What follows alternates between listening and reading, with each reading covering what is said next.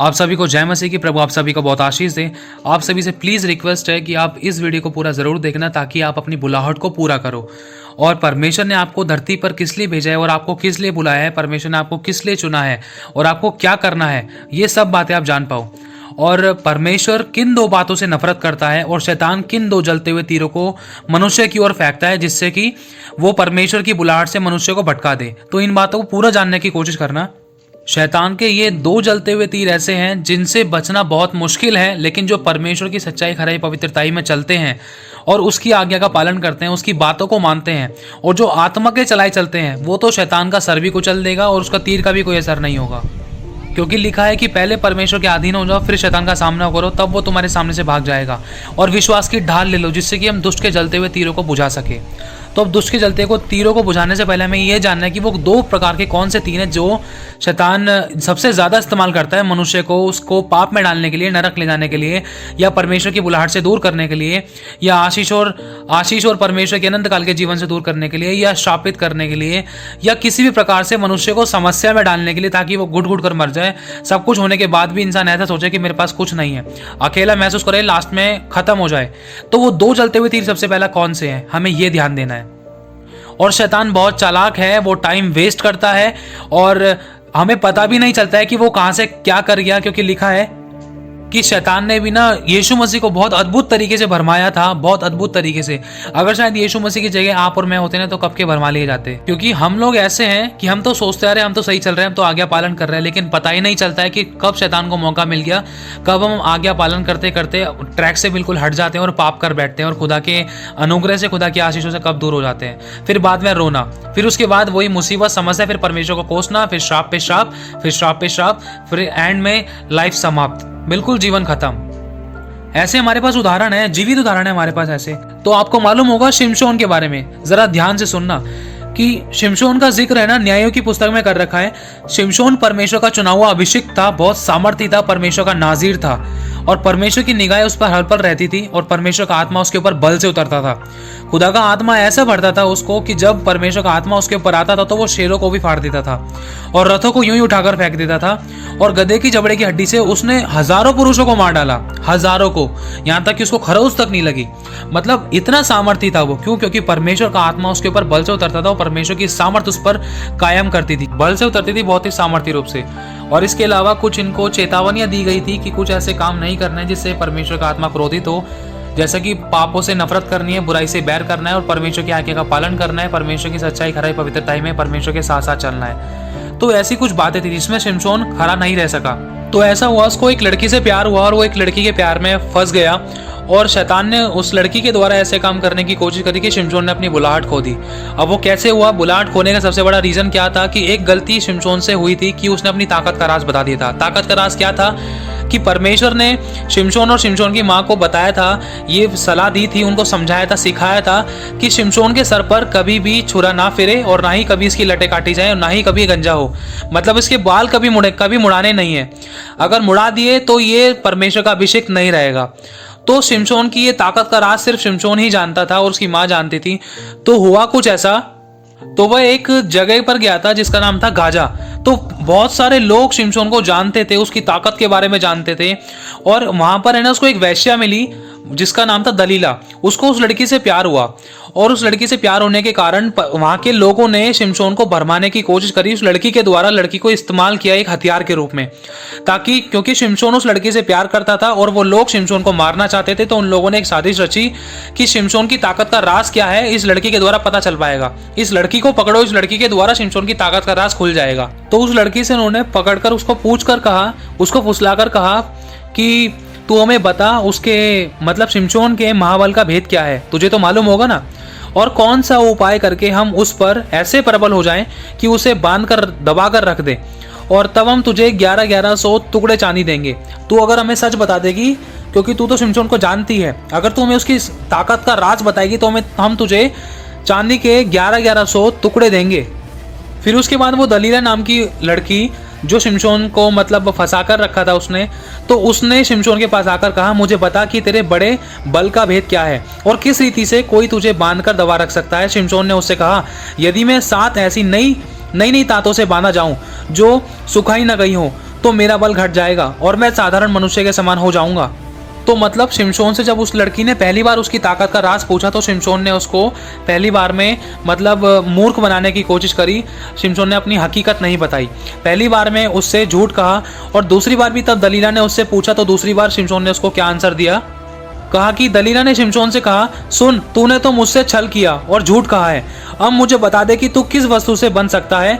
और उसने उससे कहा, मतलब शिमशोन ने फिर दलीला से कहा, यदि मैं ऐसी नई नई रस्सियों से जो किसी काम में ना आई हो कसकर बांधा जाऊं तो मेरा बल घट जाएगा और मैं साधारण मनुष्य के समान हो जाऊंगा।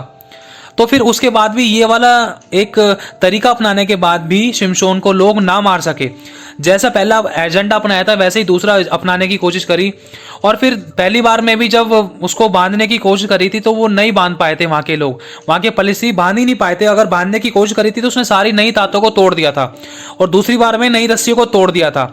और तीसरी बार में क्या हुआ था, तो फिर तीसरी बार दलीला ने उससे फिर से पूछा, देख अब तू मुझे सच बता दे, देख तूने मुझसे फिर से छल किया और झूठ बोलता आया है, अब मुझे बता दे कि तू कहां से कैसे बन सकता है।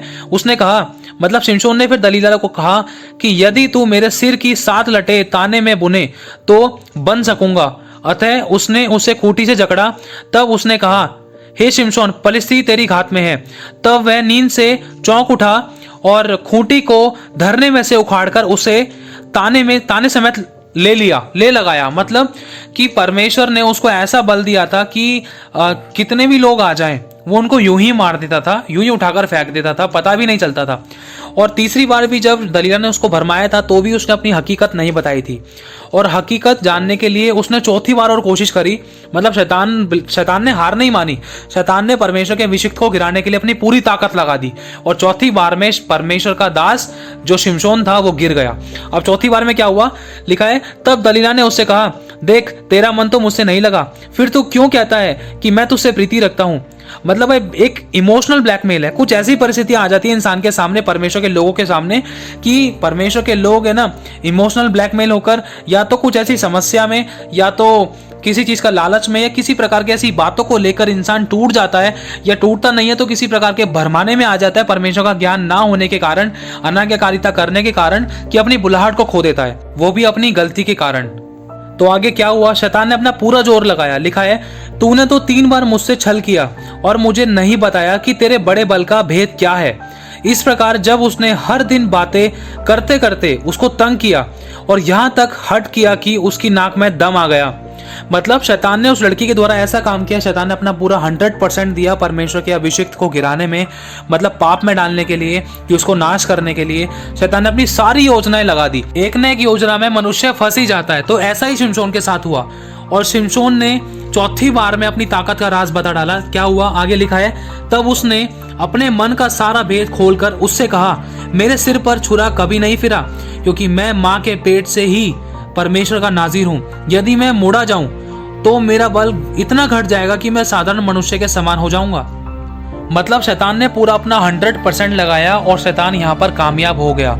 और कैसे हुआ था कि परमेश्वर की आज्ञा को जब शिमशोन ने तोड़ा था तो उसी के कारण शैतान को मौका मिला, क्योंकि लिखा है आज्ञा ना मानने वालों के जीवन में शैतान काम करता है। शैतान तो गरजने वाले सिंह के समान द्वार के बाहर खड़ा है कि कब किसको फाड़ खाए, और मनुष्य ही मौका देता है, क्योंकि लिखा है पाप की मजदूरी तो मृत्यु है। मनुष्य पाप के कारण मृत्यु को कमाता है। परमेश्वर की इसमें कोई गलती नहीं है, क्योंकि परमेश्वर ने तो पहले ही से हमारे सामने जीवन और मृत्यु की बातें रख दी है और हमें यह भी सलाह दी है कि बेटा तू जीवन ही को चुन। लेकिन सामने इंसान जानने के बाद भी अगर पाप को चुन रहा है तो उसमें परमेश्वर की कोई गलती नहीं है, क्योंकि ये मनुष्य का खुद का चुनाव है।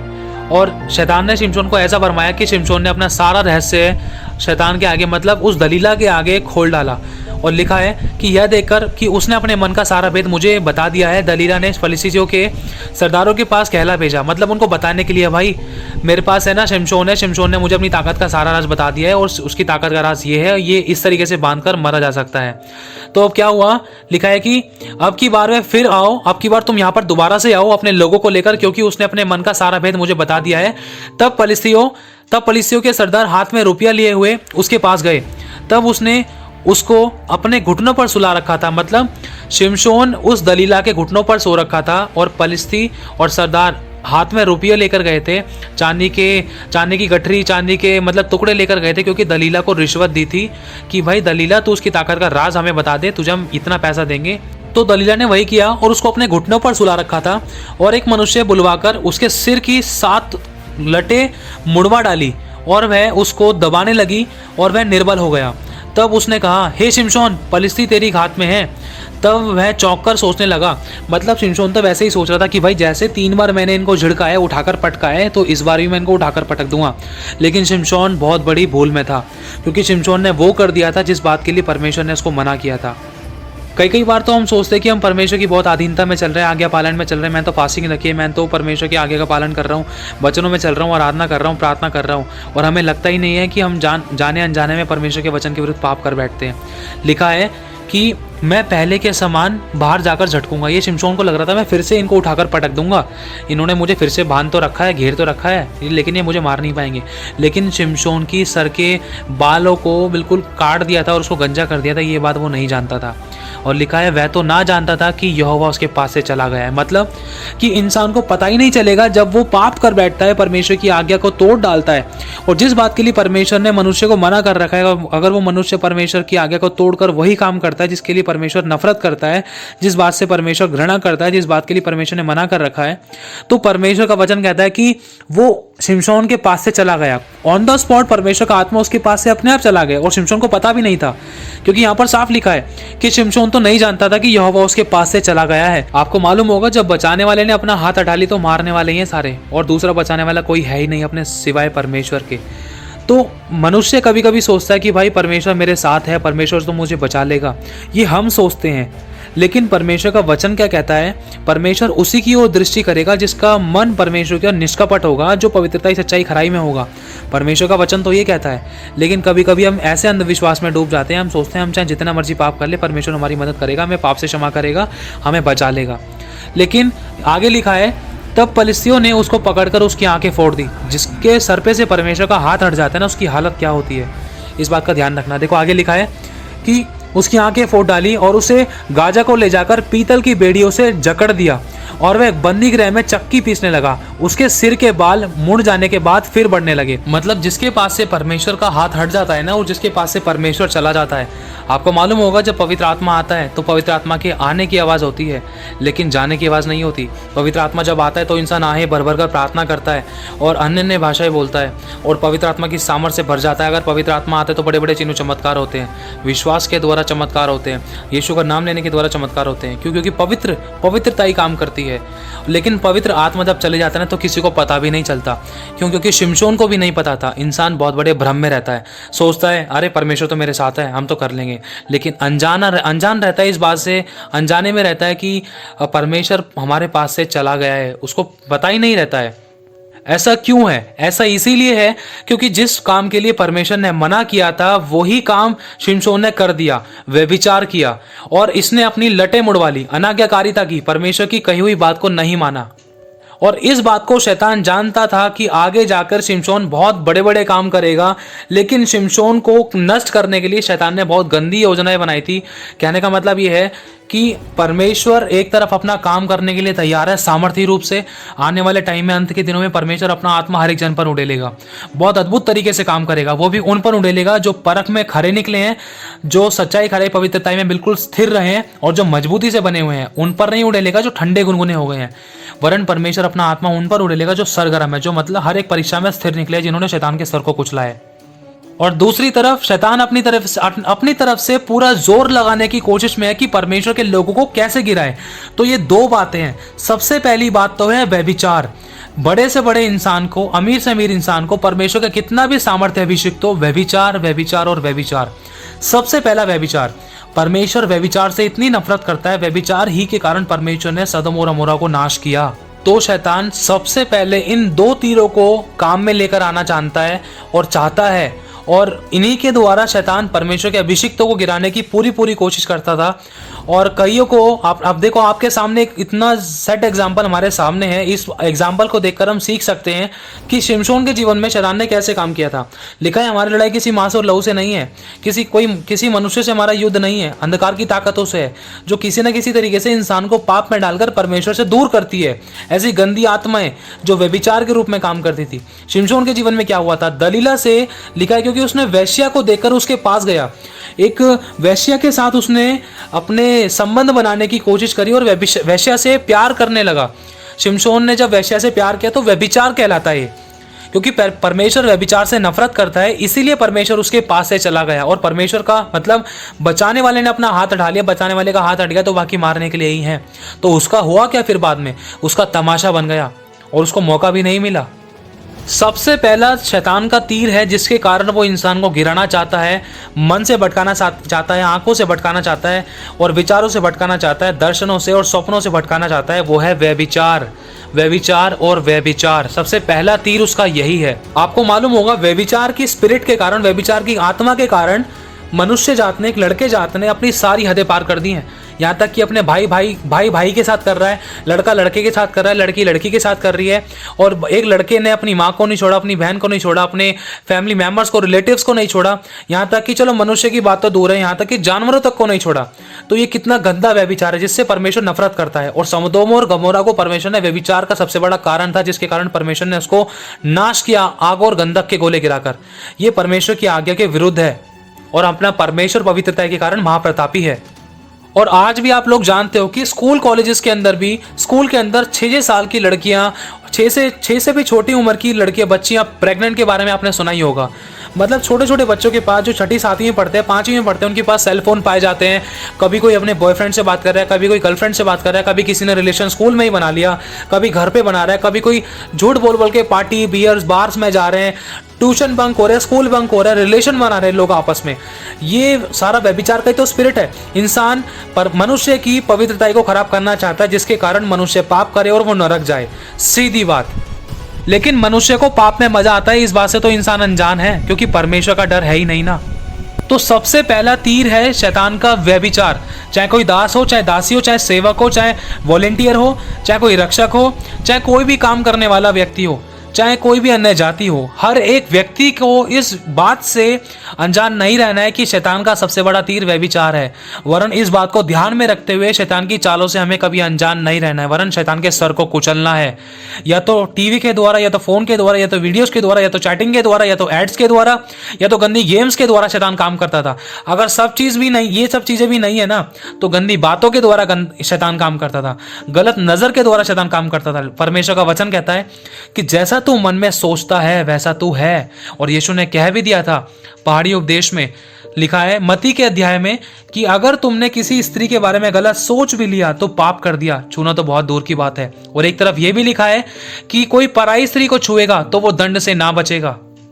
धरती और आकाश टल जाएंगे, लेकिन परमेश्वर का वचन कभी नहीं टलेगा।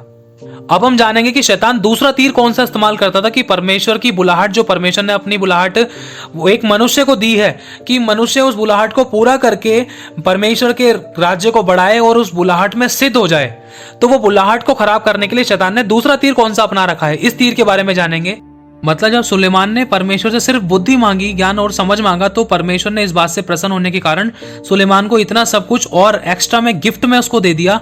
क्या दिया? उसको धन भी इतना दिया और महिमा भी उसको वो दी कि उसके जीवन पर कोई उसके तुल्य कोई राजा ना होगा।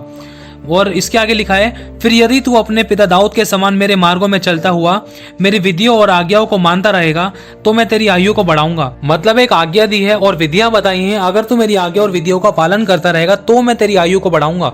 तो वो आज्ञाएं और विधियां क्या थी? परमेश्वर यहोवा ने सुलेमान को मना किया था कि तू कुछ ऐसी प्रकार की स्त्रियों से शादी ना करना, विवाह मत करना और ना ही ऐसी स्त्रियों के पास जाना। वो कौन सी थी? लिखा है पहला राजा 11वें अध्याय में, मोआबी, अम्मोनी, एदोमी और सिदोनी और हित्ती की, इनसे प्रीति ना करना। अगर तू उनसे प्रीति करने लगे। वे उन जातियों की थी जिनके विषय यहोवा ने इजराइलियों से कहा था कि तुम उनके मध्य में ना जाना और ना वे तुम्हारे मध्य में आने पाए। वे तुम्हारा मन अपने देवताओं की ओर निसंदेह फेरेंगी। उन्हीं की प्रीति में सुलेमान लिप्त हो गया। मतलब जिन बात के लिए परमेश्वर ने सुलेमान को मना करा था, उन्हीं काम के अंदर सुलेमान लग गया। सुलेमान ने मतलब स्त्रियों का लालच किया, उसको स्त्रियां पसंद आने लगी और वो उन्हीं स्त्रियों के बीच में चला गया जिनके बीच में जाने से परमेश्वर ने मना किया था कि भाई तू इनके बीच में मत जाइयो। लेकिन फिर भी सुलेमान उन स्त्रियों के बीच में चला गया और लिखा है कि तुम उनके मध्य में ना जाना और ना वे तुम्हारे मध्य में आने पाए। वे तुम्हारा मन अपने देवताओं की ओर निसंदेह फेरेंगी। और उन्हीं की प्रीति में सुलेमान लिप्त हो गया। मतलब इतना लिप्त हो गया कि उसको परमेश्वर की आज्ञाओं का ध्यान ही नहीं रहा। परमेश्वर की ओर उसकी पीठ हो गई और मतलब उन स्त्रियों की तरफ और उनके देवताओं की तरफ उसने अपना मुंह कर लिया। एक बार फिर से पढ़ देता हूँ। लिखा है वे उन जातियों की थी कि उनके विषय में यहोवा ने इजराइलियों से कहा था तुम उनके मध्य में ना जाना। मतलब परमेश्वर ने बीच में जाने के लिए भी मना किया था, उनके पास मत जाना और ना वे तुम्हारे मध्य में आने पाए। वे तुम्हारा मन अपने देवताओं की ओर निसंदेह फेरेंगी। मतलब अगर सुलेमान तू उन स्त्रियों के पास गया तो वो स्त्रियां तेरा मन अपने देवताओं की ओर फेर देंगी और तेरा मन मेरी तरफ से हट जाएगा। लेकिन फिर भी सुलेमान वहां पर गया और उन स्त्रियों के साथ रहा और एक प्रकार का ऐसा लालच हुआ कि सुलेमान को वो स्त्रियां पसंद आने लगी। तो लिखा है आगे, उसके 700 रानियां और 300 रखैलियां हो गई और सुलेमान उन्हीं की प्रीति में लिप्त हो गया। और लिखा है और उसकी इन स्त्रियों ने उसका मन बहका दिया। अब जब सुलेमान बूढ़ा हो गया तब उसकी स्त्रियों ने उसका मन पराये देवता की ओर बहका दिया और उसका मन अपने पिता दाऊद के समान अपने परमेश्वर यहोवा पर पूरी रीति से लगा ना रहा। और लिखा है सुलेमान घृणित देवी देवता के पीछे चलने लगा। इस प्रकार सुलेमान ने वह किया जो यहोवा की दृष्टि में बुरा है और यहोवा के पीछे अपने दाऊद के समान पूरी रीति से ना चला। परमेश्वर ने एक आदम के लिए एक हवा बनाई है और सुलेमान इतना लिप्त हो गया कि उसकी 700 रानियां और 300 रखैलियां हो गई। और शैतान ने ऐसे काम किया कि जिस बात के लिए परमेश्वर ने सुलेमान को मना किया था वही काम सुलेमान कर बैठा और परमेश्वर की आज्ञा को तोड़ डाला।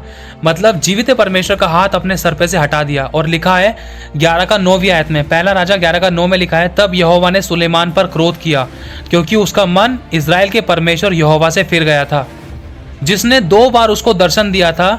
और मतलब कई बार परमेश्वर ने सुलेमान को समझाया था कि बेटा ये मत करियो, इन स्त्रियों के साथ विवाह मत करियो, इन स्त्रियों के पास मत जाइयो, वो तुझे दूसरे देवी देवताओं की ओर फेर देंगी, पाप कराएंगी। लालच मत करियो किसी स्त्री का, ये मत करियो वो मत करियो, तुझे मैंने दिया है सब कुछ। लेकिन सुलेमान से ये पाप हुआ और परमेश्वर के वचन के विरुद्ध में सुलेमान मतलब चला गया। तो ये दूसरा तीर ऐसा था जो लालच का था। और लिखा है सुलेमान के शत्रु, फिर उसके बाद सुलेमान के शत्रु हुए, फिर उसके बाद है सुलेमान की मृत्यु। सुलेमान की मृत्यु हुई क्यों? क्योंकि परमेश्वर ने एक आज्ञा सुलेमान को पहले ही दे दी थी। लिखा है पहला राजा 3 का 14 में, फिर यदि तू अपने पिता दाऊद के समान मेरे मार्गों में चलता हुआ मेरी विधियों और आज्ञाओं को मानता रहेगा तो मैं तेरी आयु को बढ़ाऊंगा। मतलब सुलेमान ने परमेश्वर की दी हुई आज्ञा और उसकी विधियों को नहीं माना, इसलिए सुलेमान के शत्रु बने। शत्रु बनने के बाद सुलेमान खत्म हो गया, सुलेमान मर गया, उसको बचाने वाला कोई नहीं रहा क्योंकि बचाने वाले परमेश्वर ने ही अपना हाथ उस पर से हटा लिया था। क्यों? क्योंकि आज्ञा ना मानने वालों के जीवन में शैतान काम करता है। जब शैतान ने काम किया तो वो हमारा परमेश्वर सच्चा न्यायी है और पवित्रता के कारण महाप्रतापी है और पाप की मजदूरी है मृत्यु। तो ये 2 तीर ऐसे हैं शैतान के, जिसमें सबसे पहला है व्यभिचार और दूसरा है लालच। शैतान इंसान को 2 प्रकार सबसे पहले ये 2 तीर इस्तेमाल करता है, लालच और व्यभिचार। आपको मालूम होगा कितने सारे रिलेशंस ऐसे हैं, घर में पति पत्नी आपस में शादी है लेकिन फिर भी बाहर मुंह मार रहे हैं, व्यभिचार है। आज इंसान इतना पैसा कमाता है, उसकी कमाई से वो संतुष्ट नहीं होता, उसको और चाहिए। 99 का धन्यवाद नहीं करता है, 99 को 100 बनाने के लिए दिनों रात मेहनत करता है, क्योंकि लिखा है कि तुम दिनों रात क्यों मेहनत करके परिश्रम भरी रोटी खाते हो। क्योंकि परमेश्वर अपने चाहने वालों को तो यूं ही नींद में दान दे दिया करता है। परमेश्वर को जो चाहता है ना तो वो इन चीज़ों की टेंशन ही नहीं करता है। लेकिन जो परमेश्वर को नहीं जानते हैं ना, वो दिनों रात मेहनत कर रहे हैं और 99 को 100 बनाने में लगे हुए हैं, और जो है उनके पास उसका धन्यवाद कोई नहीं कर रहा है, और होने के बाद भी परमेश्वर की प्रशंसा कोई नहीं कर रहा है। अच्छी सांसों के लिए, अच्छे शरीर प्राण और आत्मा के लिए, अच्छे जीवन के लिए, अच्छे घर परिवार के लिए कोई धन्यवाद नहीं कर रहा है, लेकिन और जोड़ने में लगे हैं। और धन जोड़ने में लगे हैं और इकट्ठा करने में लगे हैं और बिजनेस खोलने में लगे हैं और काम करने में लगे हैं और लड़कियां पटाने में लगे हैं और शादियां करने में लगे हैं और रिलेशन बनाने में लगे हैं। मतलब कुछ ना कुछ और चाहिए, इंसान को संतुष्टि आज है ही नहीं। लिखा है जो थोड़े से थोड़े में विश्वास योग्य रहेगा परमेश्वर उसको बड़ी बड़ी वस्तु का अधिकारी बनाता है। तो इस बात का ध्यान रखना, शैतान दो तरीके से काम करता है। मैं फिर से बता रहा हूँ, सबसे ज़्यादा जो मोस्टली शैतान जो तरीके आजमाता है वो ये दो हैं। मोस्टली मैं ये नहीं कह रहा सिर्फ यही दो तरीके हैं, और भी बहुत सारे तरीके हैं, लेकिन उसमें सबसे बड़े तरीके ये दो हैं। पहला है व्यभिचार और दूसरा है लालच। व्यभिचार किसी भी प्रकार से, कैसा भी व्यभिचार, चाहे लड़के ने लड़की को देखा भी नहीं है ना, तब भी इंसान अगर मन में गलत थॉट्स लेकर आ रहा है तो वो पाप कर रहा है। और पापी के जीवन में परमेश्वर की आशीष, परमेश्वर की दया, परमेश्वर का प्रेम नहीं आ सकता जब तक वो अपने पापों से तौबा ना करे। जब तक एक डॉक्टर को इंसान एक पेशेंट अपनी बीमारी नहीं बताएगा तब तक वो डॉक्टर दवाई नहीं देगा। उसी तरीके से जब तक हम अपने पापों का अंगीकार नहीं करेंगे, पापों को अपने एक्सेप्ट नहीं करेंगे, हाँ प्रभु देख मैंने शब्दों से ये पाप किया, मैंने आंखों से, मैंने विचारों से, मैंने सोचों से ऐसे पाप किया, तब तक हमारा परमेश्वर हमें हमारे पापों को क्षमा नहीं कर सकता। क्योंकि लिखा है कि यदि तो अपने मुंह से अपने यीशु को प्रभु जानकर अंगीकार करे, अपने पापों का अंगीकार हम करें। क्योंकि लिखा है जो अपने अपराध छिपा रखता है उसका कार्य सफल नहीं होता, परंतु जो उनको मान लेता और छोड़ भी देता है उस पर दया की जाएगी। लेकिन सही वो है और धन्य वो है जिसने ठोकर खाने से पहले ही जो संभल गया। इस बात का ध्यान रखना, क्योंकि बहुत से ऐसे थे जिनको ठोकर खाने के बाद मौका भी नहीं मिला। और एक बार फिर से कह देता हूँ, शैतान इन्हीं दो तरीकों की ताड़ में रहता है सबसे ज्यादा, कि वो कैसे परमेश्वर के लोगों को व्यभिचार में गिराए और लालच में गिराए। लालच चाहे धन का लालच हो, चाहे शरीर का लालच हो, चाहे रोटी कपड़ा मकान का लालच हो, चाहे किसी भी प्रकार का कोई भी लालच हो। क्योंकि लालची, बेईमानी, व्यभिचारी परमेश्वर के राज्य के वारिस नहीं हो सकते। ये बात शैतान अच्छे तरीके से जानता है। हमसे पहले बाइबल उसको पता है, लेकिन वो आगे का पालन नहीं करता, इसलिए वो शैतान है। तो बस इतना कहना चाहता हूँ कि शैतान की चालों से अनजान ना रहे, वरन उसको कुचलने के लिए हमेशा तैयार रहें। प्रभु आपको ज्ञान और प्रकाश का आत्मा दे, आपको बहुत आशीष दे। आप सभी को जय मसीह की।